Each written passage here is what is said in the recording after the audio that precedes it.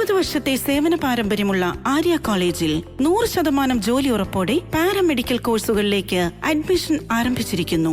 Arya college, new bus stand, Nilambur. വാർത്തകൾ തുടരുന്നു. Mini pickup വാഹനത്തിൽ കടത്തുകയായിരുന്ന 150 കുപ്പി മാഹി മദ്യവുമായി വണ്ടൂർ തിരുവാലി സ്വദേശി പിടിയിൽ. കൊടിയക്കുന്നേൻ ബിനോയ് എന്ന 55-കാരനെയാണ് വടകരയിൽ വെച്ച് എക്സൈസ് സംഘം പിടികൂടിയത്.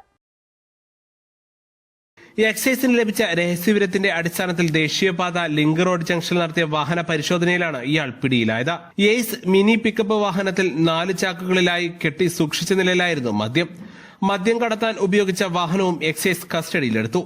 ആക്രി സാധനങ്ങൾ മാഹിയിൽ എത്തിച്ച് തിരിച്ചു പോകവെയാണ് ഇയാൾ 32,000 രൂപയുടെ മദ്യം വാങ്ങി വണ്ടിയിൽ സൂക്ഷിച്ചത്.